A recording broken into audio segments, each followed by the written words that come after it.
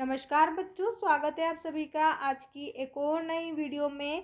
तो जैसा कि आपको पता है, आपकी जो वार्षिक परीक्षा है अब वो बेहद ही करीब आ चुकी हैं। आप सभी ने अपनी वार्षिक परीक्षाओं की तैयारी अच्छे से कर रखी होगी।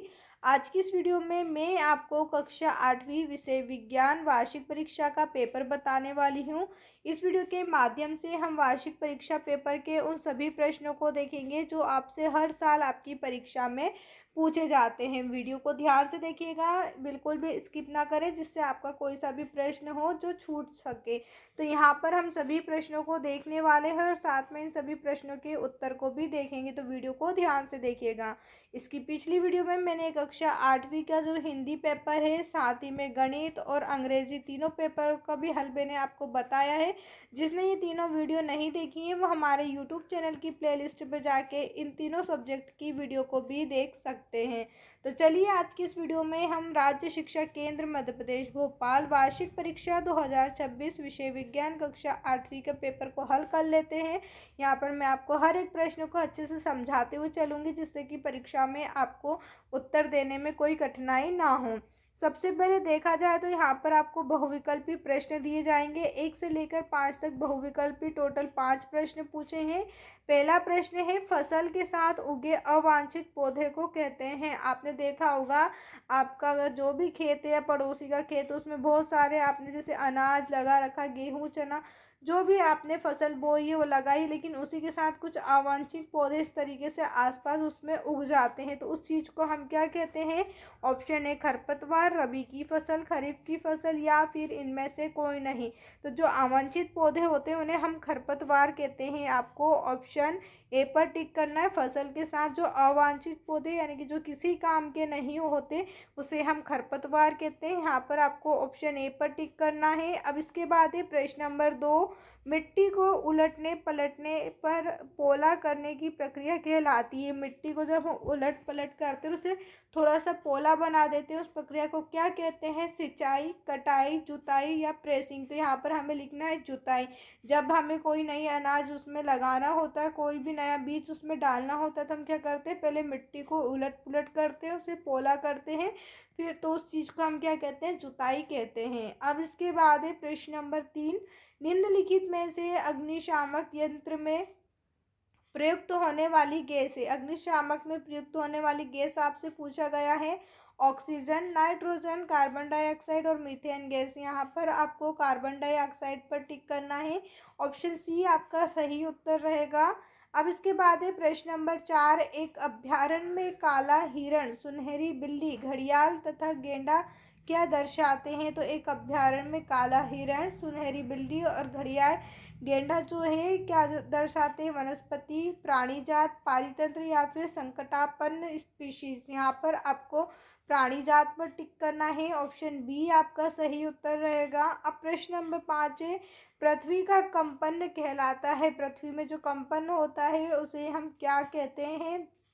ज्वालामुखी, भूकंप, भूरक्षण या फिर ज्वार भाटा। तो यहाँ पर आपको उत्तर लिखना है भूकंप। पृथ्वी का कंपन आपने देखा होगा, भूकंप के साथ धरती हिलने लगती, पृथ्वी जो होती है वो हिलने लगती है, उसमें कंपन उत्पन्न होता है, उस चीज़ को हम क्या कहते हैं? भूकंप कहते हैं।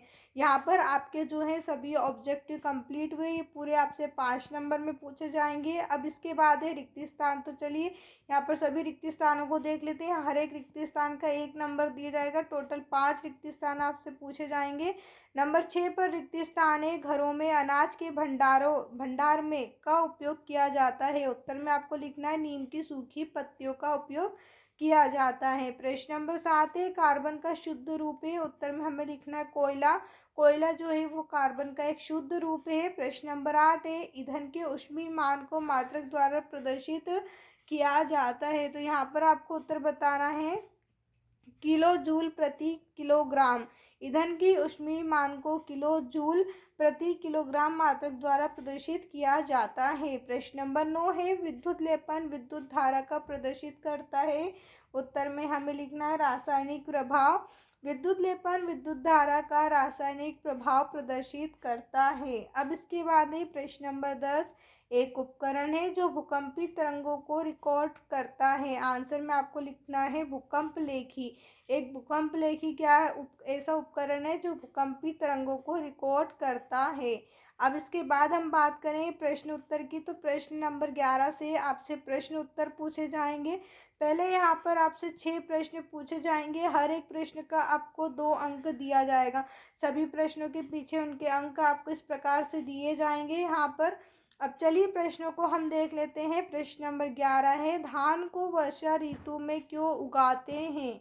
उत्तर में हम लिखेंगे धान को बहुत अधिक मात्रा में पानी की आवश्यकता होती है। वर्षा ऋतु में पानी पर्याप्त मात्रा में उपलब्ध रहता है, इसलिए धान को इसी मौसम में उगाया जाता है। यहाँ पर धान का मतलब है चावल। चावल को वर्षा ऋतु में क्यों उगाया जाता है? तो चावल जो है उसे पानी की ज़्यादा ज़रूरत होती है, पानी अधिक लगता है, इसलिए इसे वर्षा ऋतु में उगाया जाता है। अब प्रश्न नंबर 12 है, जीवाश्म ईंधन किसे कहते हैं? तो यहाँ पर आपको उत्तर बताना है।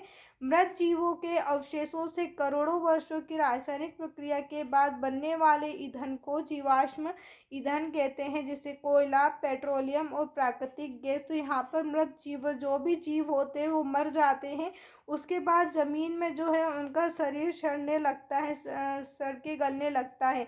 तो यहाँ पर करोड़ों वर्षों की प्रक्रिया चलती, जब करोड़ों वर्षों की प्रक्रिया में रासायनिक प्रक्रिया चलती है तो उसी से ईंधन को जो है जीवाश्म ईंधन बनता है, जैसे कोयला, पेट्रोलियम और प्राकृतिक गैस। अब इसके बाद है प्रश्न नंबर 13, मादा के किस जनन अंग में भ्रूण का रोपण होता है? उत्तर में आपको लिखना है भ्रूण का रोपण मादा के गर्भाशय में होता है। सिर्फ आपको एक ही शब्द याद रखना है, गर्भाशय में होता है।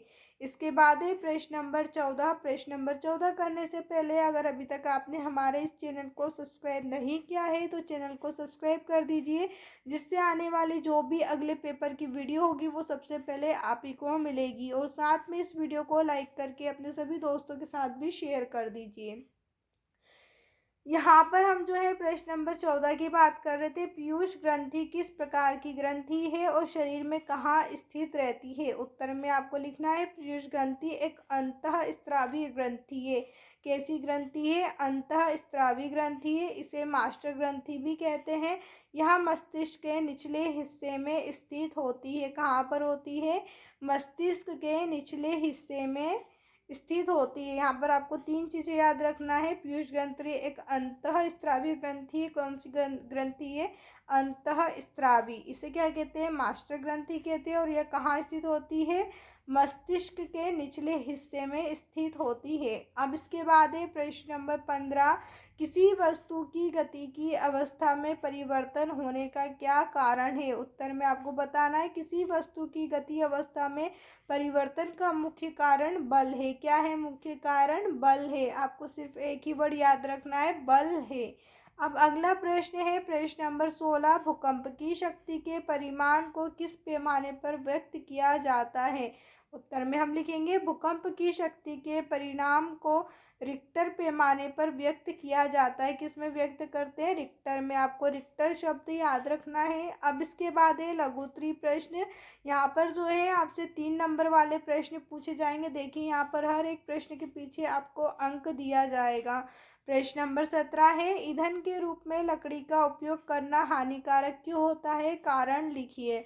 तो यहाँ पर आपको उत्तर लिखना है लकड़ी जलाना हानिकारक है क्योंकि इसमें बहुत अधिक धुआं निकलता है जो प्रदूषण फैलाता है और श्वसन संबंधी बीमारियां पैदा करता है। भाई हम लकड़ी जलाएंगे तो उससे धुआं निकलता है। अब वो धुआं क्या कर रहा है? प्रदूषण फैला रहा है और साथ में हमें सांस लेने में भी जो है समस्या होती है। इसके बाद है लकड़ी प्राप्त करने के लिए पेड़ों को काटा जाता है, जिससे वनों की कटाई होती है। यहाँ पर हम लकड़ी प्राप्त करने के लिए क्या करते हैं? पेड़ों को काट देते हैं। अब पेड़ों को काटेंगे तो क्या होगा? पेड़ों की कमी होगी। इसके बाद है लकड़ी का पूर्ण दहन नहीं होता, जिससे ऊर्जा की हानि होती है। यहाँ पर आपको 3 जो है कारण बताना है, क्योंकि यहाँ 3 नंबर में पूछा गया, इसलिए आपको यहाँ पर 3 बताना है। अब प्रश्न नंबर 18 है, क्या होगा यदि मिट्टी की ऊपरी परत अनावरित हो जाए, यानी कि वो हट जाए? यदि मिट्टी की ऊपरी परत हट जाए तो नीचे की कठोर और पथरीली परतें दिखाई देने लगेगी। इसमें ह्यूमस कम होती है जिससे भूमि बंजर हो जाती। क्या होगा, मिट्टी में कुछ पोषक तत्व होते हैं, वो पोषक तत्व सभी खत्म हो जाएंगे। अगर मिट्टी खत्म हुई तो मिट्टी के जो पोषक तत्व हैं वो सब भी पोषक तत्व भी खत्म हो जाएंगे, जिससे भूमि कैसी हो जाएगी, बंजर हो जाएगी। इसके बाद है प्रश्न नंबर 19, आंतरिक निषेचन एवं बाह्य निषेचन में अंतर आपको बताना है। तो यहाँ पर हमने 3 अंतर लिखे हैं। पहला अंतर आपको बताना है, आंतरिक निषेचन मादा शरीर के अंदर होता है तथा बाह्य निषेचन बाहर होता है। यहाँ पर आपको अंतर कैसे याद रखना है, यहाँ अंदर होता है, आंतरिक निषेचन कहाँ होता है, अंदर होता है, और बाह्य निषेचन बाहर से याद रखना है, बाहर होता है। अंतर से याद रखना है अंदर, और बाहर से याद रखना है बाहर होता है। इसके बाद दूसरा अंतर है, आंतरिक निषेचन में भ्रूण शरीर के अंदर होने के कारण अधिक सुरक्षित रहता है। यहाँ पर क्या होता है, भ्रूण जो है सुरक्षित रहता है। कैसा रहता है, सुरक्षित, भ्रूण सुरक्षित रहता है। जबकि बाह्य निषेचन में भ्रूण बाहरी वातावरण में असुरक्षित रहता है। यहाँ पर भ्रूण कैसा रहता है, यहाँ पर भ्रूण असुरक्षित रहता है। यह आपका दूसरा पॉइंट रहेगा, असुरक्षित, असुरक्षित रहता है, ये आपका दूसरा पॉइंट रहेगा। तीसरा पॉइंट आपको याद रखना है, आंतरिक निषेचन किस में होता है, मनुष्य, गाय, कुत्ता। यहाँ पर आपको याद रखना है, गाय, कुत्ता, मनुष्य किस में होता है, ये आंतरिक निषेचन में होता है। बाह्य निषेचन किस में होता है, मेंढक, मछली, स्टार फिश में होता है। 3 अंतर आपको बहुत आसानी से याद रखना है। पहला यहाँ शरीर के अंदर होता है, दूसरा शरीर के बाहर होता है। इसमें भ्रूण सुरक्षित रहता है, इसमें भ्रूण सुरक्षित नहीं रहता। तीसरे नंबर पे आपको उदाहरण याद रखना है, मनुष्य, गाय, कुत्ता, मुर्गी, और यहाँ पर उदाहरण में याद रखना है मेंढक, मछली, स्टारफिश। इस प्रकार से आपका आंतरिक निषेचन और बाह्य निषेचन कंप्लीट हुआ। अब इसके बाद है प्रश्न नंबर 20, मनुष्य में लिंग निर्धारण को समझाइए। तो यहाँ पर आपको उत्तर लिखना है, मनुष्य की कोशिकाओं में 23 जोड़े गुणसूत्र होते हैं। 23वां जोड़ा लिंग गुणसूत्र एक्स और वाई होता है। स्त्री में एक्स एक्स गुणसूत्र होते हैं। तो यहाँ पर आपको याद रखना है, स्त्री में कौन से होते हैं, एक्स एक्स होते हैं, और पुरुष में कैसे होते हैं, पुरुष में एक्स वाई गुणसूत्र होते हैं। यही लाइन हमने ऊपर लिखी हुई देखिए, यहाँ पर एक्स और वाई होता है, जबकि स्त्री में एक्स एक्स गुणसूत्र होते हैं, पुरुष में एक्स वाई गुणसूत्र होते हैं। जबकि एक्स गुणसूत्र वाला शुक्राणु अंडाणु से मिलता है तो लड़की पैदा होती है, जब वाई गुणसूत्र वाला शुक्राणु मिलता है तो लड़का पैदा होता है। जब एक्स गुणसूत्र वाला शुक्राणु अंडाणु से मिलेगा तो क्या होगा, लड़की पैदा होगी, और जब वाई गुणसूत्र मिलेगा तो क्या होगा, लड़का पैदा होगा। तो यहाँ पर मनुष्य में लिंग निर्धारण जो है वो कुछ इस प्रकार से होता है।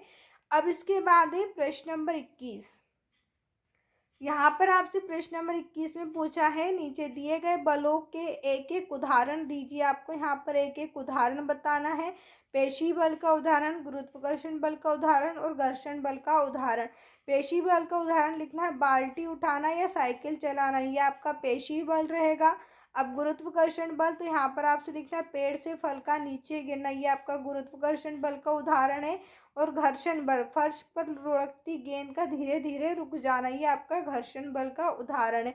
यहाँ पर आपको तीनों के एक एक उदाहरण बताने हैं। अब इसके बाद है प्रश्न नंबर 22, गीले फर्श पर खड़े होकर विद्युत उपकरणों को छूना हानिकारक होता है, क्यों। यहाँ पर आपको बताना है उत्तर, साधारण पानी विद्युत का सुचालक होता है। आपको कुचालक और सुचालक पता होना चाहिए। जिसमें करंट फ्लो होता है, जिसमें धारा बहती है वो सुचालक होते हैं, जिसमें नहीं बहती वो कुचालक होते। तो यहाँ पर जो है पानी वो कैसा है, सुचालक, यानी कि पानी में करंट आ सकता है, इसलिए ये क्या है, सुचालक है। तो विद्युत पानी का सुचालक होता, पानी विद्युत का सुचालक होता है। गीले फर्श पर खड़े होने से शरीर का संपर्क जमीन से हो जाता है और करंट लगने पर विद्युत परिपथ पूरा हो जाता है, जिससे घातक झटका लग सकता है। इसके बाद है दीर्घोत्तरी प्रश्न। यहाँ प्रश्न बच्चों आपसे 5 नंबर में पूछे जाएंगे। प्रश्न नंबर 23 है, प्रतिजैविक क्या है। प्रतिजैविक लेते समय कौन कौन सी सावधानी रखनी चाहिए। यहाँ पर आपको लिखना है, वे औषधियाँ जो बीमारी पैदा करने वाले सूक्ष्म जीवों को नष्ट कर देती है प्रतिजैविक कहलाती है, जैसे स्ट्रेप्टोमाइसिन। वे औषधियाँ जो बीमारी पैदा करने वाले सूक्ष्म जीवों को नष्ट करती है, जो छोटे छोटे जीव होते हैं बीमारी फैलाते हैं उन्हें क्या कर देती है, नष्ट कर देती है, उसे हम क्या कहते हैं, प्रतिजैविक कहते हैं। सावधानी, डॉक्टर की सलाह पर ही दवा लें, दवा का कोर्स पूरा करें, अधूरा ना छोड़ें, अनावश्यक रूप से दवा ना लें वरना भविष्य में यहाँ बेअसर हो सकती हैं। अब इसके बाद है प्रश्न नंबर 24, घर्षण से होने वाले लाभ एवं हानियां लिखिए। तो आपने घर्षण का चैप्टर जो है अच्छे से पढ़ा होगा अपनी क्लास में, तो यहाँ पर आपसे उसका लाभ और हानि पूछा गया है। घर्षण से लाभ क्या होगा? घर्षण के कारण हम चल पाते हैं, पेन से कागज पर लिख पाते हैं और वाहनों में ब्रेक लगा पाते हैं। घर्षण के कारण क्या क्या कर सकते हैं हम? पहला, चल पा रहे हैं, कागज पर लिख पा रहे हैं और गाड़ी का ब्रेक लगा पा रहे हैं। किसके कारण? घर्षण के कारण। अब घर्षण से हानियाँ क्या होती है? मशीनों के पुर्जे घिस जाते हैं, ऊर्जा की बर्बादी होती है और जूतों के तलवे घिस जाते हैं। आपने देखा होगा आपके पैरों की जो जूते की बनावट होती है उसमें कुछ इस तरीके से डिज़ाइन डाल के गैप डाल दी जाती है। तो ये किस लिए डाल दी जाती है? घर्षण से। जब ये सभी चीज़ें खत्म हो जाती है आपकी, तो ये कैसे हो जाती है? इसकी तली एकदम चिकनी हो जाती है, जिससे आपका फिसलने का डर अधिक रहता है। इसलिए हमारे दैनिक जीवन में घर्षण जरूरी है चलने के लिए। अब इसके बाद है प्रश्न नंबर 25, ध्वनि प्रदूषण क्या है? ध्वनि प्रदूषण के कारण लिखिए। यहाँ पर आपको उत्तर लिखना है। वातावरण में अत्यधिक या अवांछित शोर को ध्वनि प्रदूषण कहते हैं। कैसे शोर को? अत्यधिक अवांछित शोर को। अवांछित मतलब जो बिना वजह के चलते रहते हैं, जैसे आपने देखा होगा रोड पर कुछ माइक चल रहे हैं, तो इस तरीके की जो भी फालतू जो आवाज़ें आती रहती हैं बाहर की, जैसे वाहनों से बहुत सारी आवाज़ें आती हैं, तो ये सब कैसी है? हमारी ध्वनि प्रदूषण है। कारण वाहनों का शोर, पटाखों का फटना, मशीनों की आवाज़, लाउड स्पीकर का तेज बजना और कारखानों का शोर, ये सभी क्या है? ध्वनि प्रदूषण के कारण है। अब इसके बाद है प्रश्न नंबर 26, नेत्रों की देखभाल हेतु आप क्या क्या उपाय करेंगे? आप आपके नेत्रों की देखभाल के लिए क्या क्या उपाय करेंगे? नंबर 1, बहुत तेज या बहुत कम रोशनी में ना पड़े, सूर्य या तेज रोशनी को सीधे ना देखें, आंखों को गंदे हाथों से ना मलें, साफ पानी से धोएं, पढ़ते समय किताब को आंखों से उचित दूरी पर रखें, विटामिन ए युक्त भोजन जैसे गाजर पपीता का सेवन करें। उम्मीद है दोस्तों आपको हमारी ये वीडियो पसंद आई होगी। अगर अभी भी आपको किसी प्रश्न में डाउट है तो आप मुझे कमेंट करके पूछ सकते हैं। साथ में अगर अभी तक आपने हमारे इस चैनल को सब्सक्राइब नहीं किया है तो सब्सक्राइब ज़रूर करें और वीडियो को लाइक करके अपने सभी दोस्तों के साथ शेयर ज़रूर करें। वीडियो देखने के लिए आप सभी का धन्यवाद।